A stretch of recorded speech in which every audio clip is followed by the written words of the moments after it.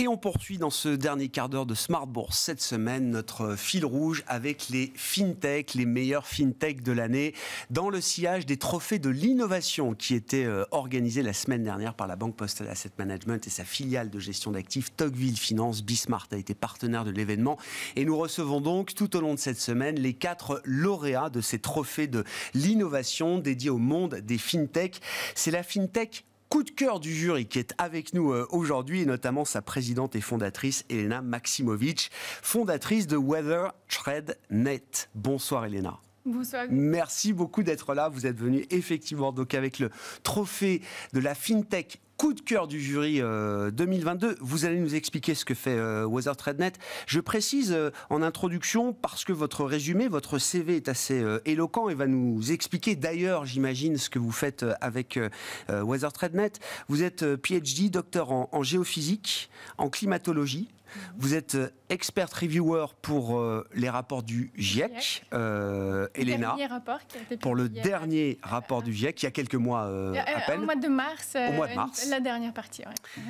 Et donc, vous vous attaquez, alors, au sujet climatique, mais votre société est positionnée entre la deep tech, la climate tech, la fintech bien sûr, puisque c'était l'occasion de mettre en avant les fintech à l'occasion de ces trophées d'innovation, et l'insurtech. Que fait WeatherTradeNet et comment est-ce que WeatherTradeNet est né, Elena ?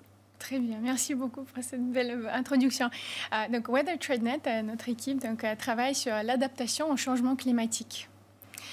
Notre mission, c'est de soutenir les entreprises et le gouvernement face aux risques climatiques, dont les sécheresses, les inondations, les tempêtes, et cela avec les données passées et les données futures, pour permettre au gouvernement, aux entreprises de travailler avec les données facilement et rapidement. Nous avons mis en place une plateforme, nous avons lancé avec notre équipe une plateforme où, à l'échelle de quelques secondes, vous pouvez récupérer pour localisation de données l'information.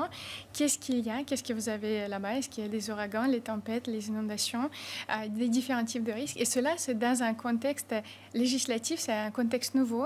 Donc, en Europe, déjà, c'est lancé, donc c'est pas encore formulé exactement.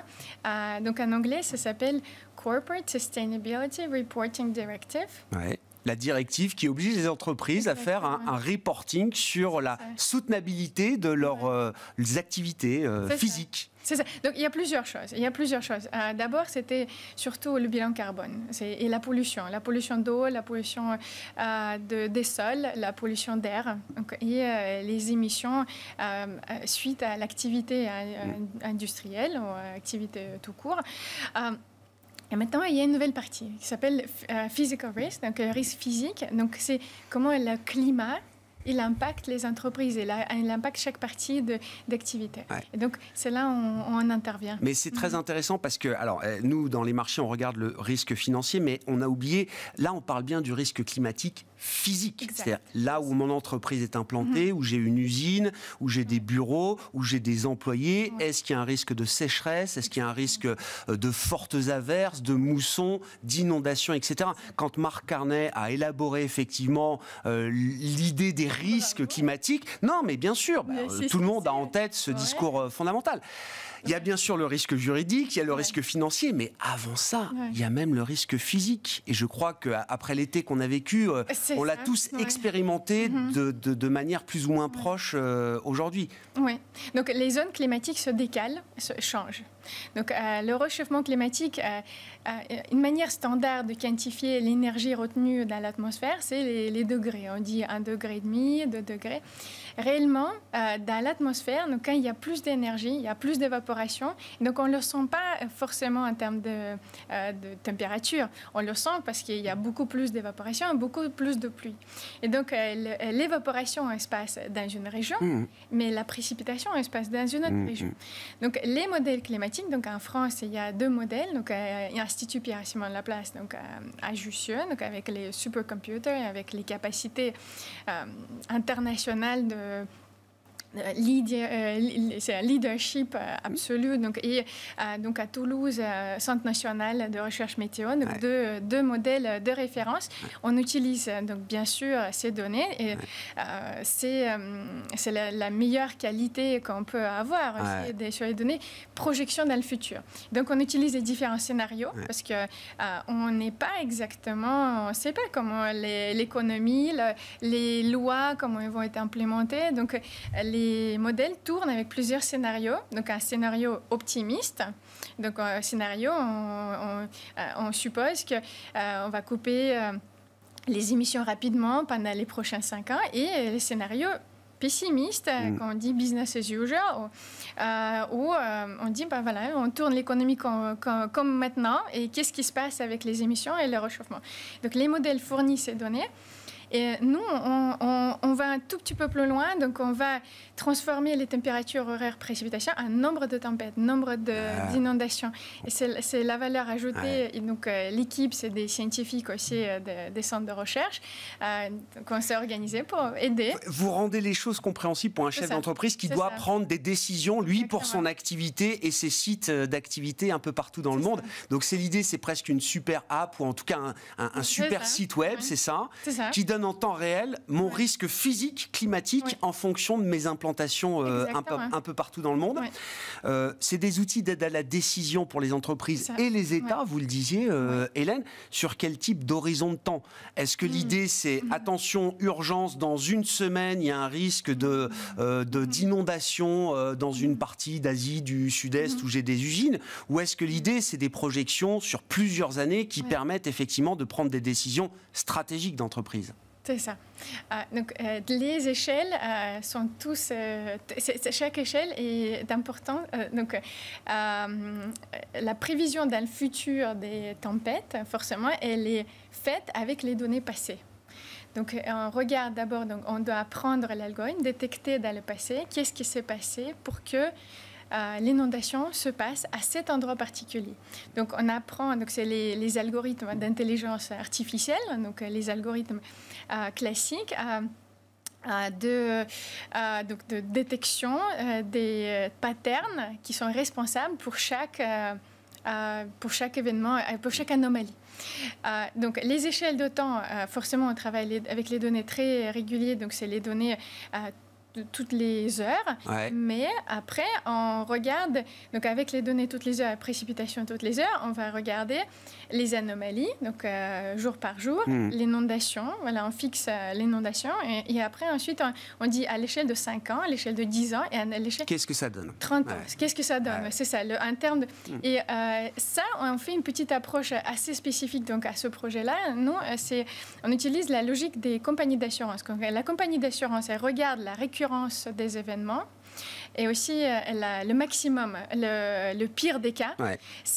Donc la compagnie d'assurance, en regardant les séries, elle va presser l'assurance. Elle met un prix, sur le risque. C'est ça, bien sûr. Et donc on utilise leur logique pour expliquer aux clients, donc expliquer aux décideurs la manière de percevoir le risque de cette manière, donc pour prendre les décisions.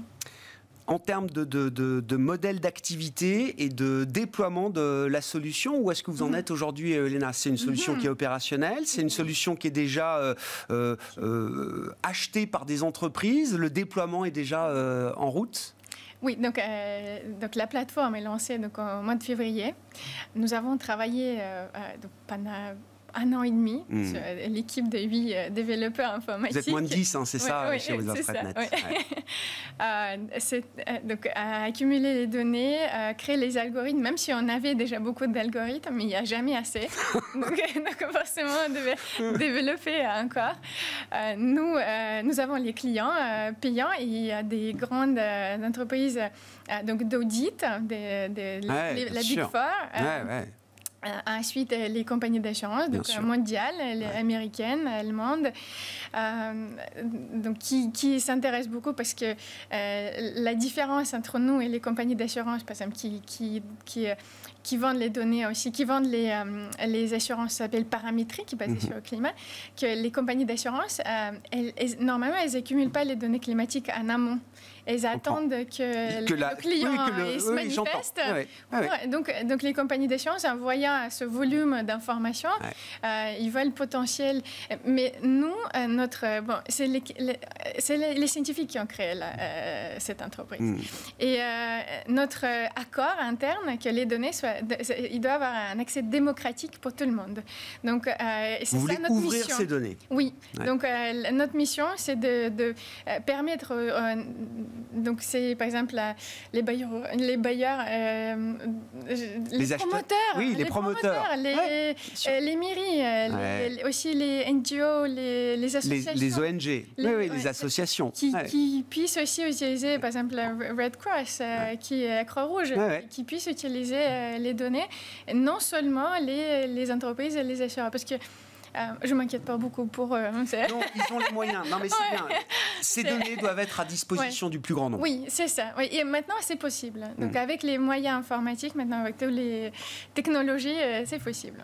Merci beaucoup, Elena. Félicitations à vous et à toute l'équipe de Weather TradeNet pour ce prix, ce trophée de l'innovation. Vous avez été le coup de cœur du jury 2022, un jury qui était composé d'une quinzaine de personnes dans le monde financier, dans le monde de l'entreprise, avec des profils très éclectiques. Et les organisateurs, je le rappelle, la Banque Postale Asset Management et Tocqueville Finance, pour cette cérémonie qui se déroulait le 20 octobre dernier. Elena Maximovic était avec nous en plateau, fondatrice de Weather TradeNet.